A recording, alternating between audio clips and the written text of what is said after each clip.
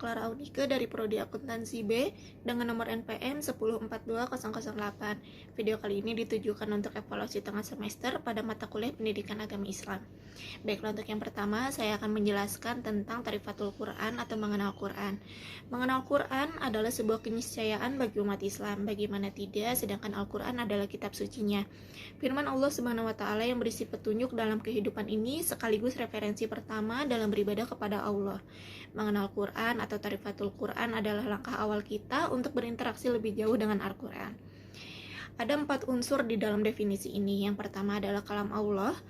Al-Quran merupakan kalam Allah yang disampaikan kepada Rasulullah melalui perantara Jibril. Meskipun kalam atau perkataan juga dimiliki oleh manusia dan jin, malaikat, bahkan hewan sekalipun, tentunya kalam Allah berbeda dengan kalam makhluk. Diturunkannya Al-Quran dengan bahasa yang dipergunakan manusia tidak dapat membuat Al-Quran secara otomatis bukan kalam Allah, dan tidak pula mencabut sisi ilahiyah dan kesucian Al-Quran.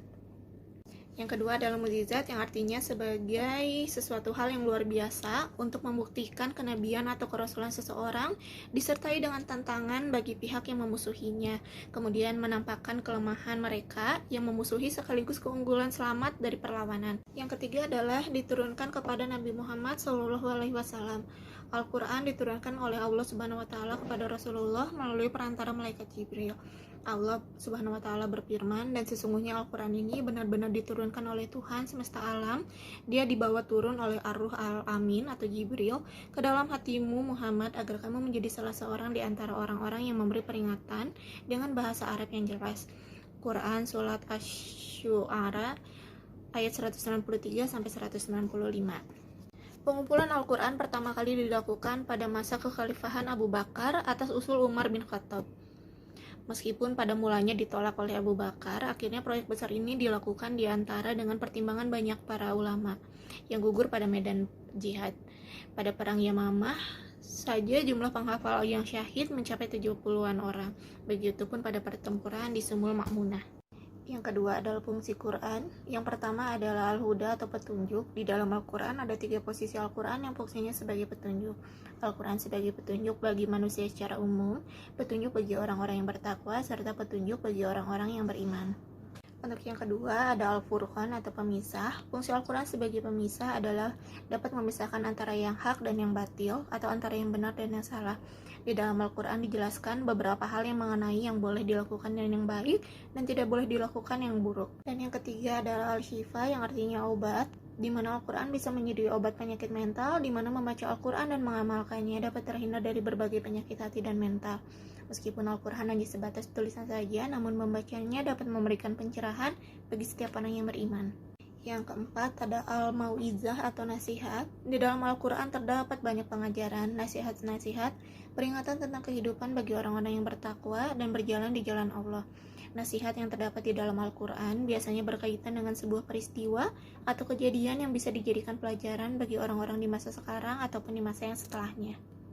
Materi yang ketiga adalah nama-nama Al-Quran, yaitu ada Al-Kitab, Al-Huda, Al-Furqan, Ar-Rahmah, Ar-Ruh, Asy-Syifa, Al-Haq, Al-Mau'izah, Az-Zikru, An-Nur, Al-Burhan, serta Al-Busyra.